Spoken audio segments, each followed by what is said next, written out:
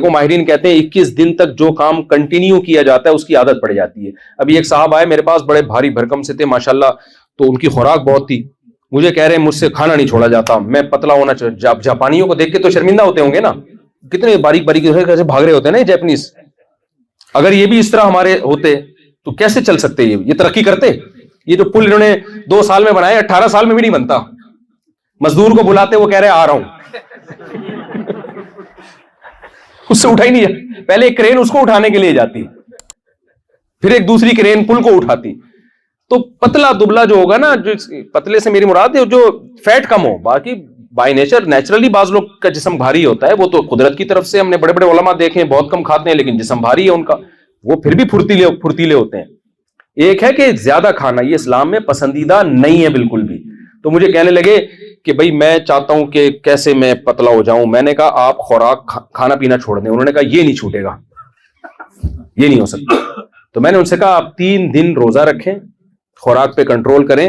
3 دن میں نا بڑی ٹینشن سے نکل آتا ہے انسان. یہ ایسی چیز ہے آپ 3 دن نہ کھائیں نا تو 3 دن کے بعد 3 دن تک بہت ٹینشن ہوگی.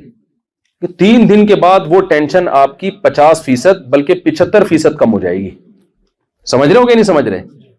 75% کم ہو جائے گی. 3 دن کے بعد عادی ہونے لگے گا باڈی. دیکھو ہم جب روزہ رکھتے ہیں نا رمضان میں، پہلا روزہ، دوسرا، تیسرا مشکل، اس کے بعد پتہ ہی نہیں چلتا عید کے چاند کا اعلان ہو جاتا ہے. پہلے میں تھوڑی مشکل ہوتی ہے. تو 3 دن.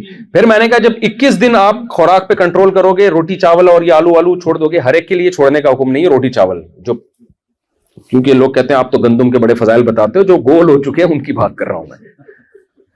تو جن کی لمبائی چوڑائی برابر ہو چکی ہے، تو میں ان سے کہتا ہوں بھائی ڈاکٹر کہتے ہیں، ہم کیا کہتے ہیں، ماہرین کہتے ہیں 21 دن تک آپ خوراک پہ کنٹرول کر لو.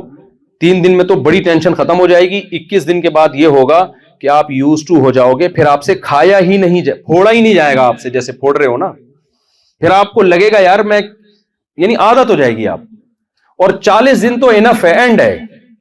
تو آپ بھی جماعت کی نماز آپ 3 دن تکبیر اولیٰ سے پڑھے تو 50% ٹینشن جو نماز نہ پڑھنے سے جو آپ کو ٹینشن ہو رہی تھی نا عادت، وہ انشاءاللہ 3 دن میں کیا ہو جائے گی، کافی حد تک ختم.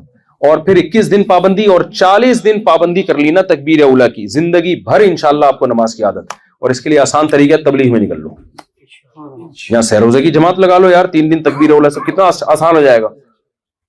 اور پھر چلہ لگا لو اور 4 مہینے میں بیڑا پار ہو جائے گا انشاءاللہ.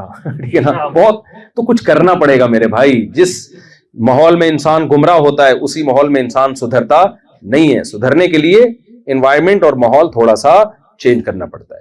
تو اللہ تعالیٰ مجھے بھی سیدھے راستے پہ چلنے کی توفیق دی اور آپ کو بھی. اور نماز ہو گئی اور 1-2 باتیں اور جتنے ینگ جنریشن یہاں بیٹھی ہو بھائی، نشے کے قریب کبھی بھی بھول کے بھی مت جانا. یہاں شراب اللیگل ہے، شراب یہاں لیگل ہے، اللہ کے قانون میں اللیگل ہے. اللہ نے شرابی کے بارے میں حکم دیا کہ 80 کوڑے مارے جائیں اس کو.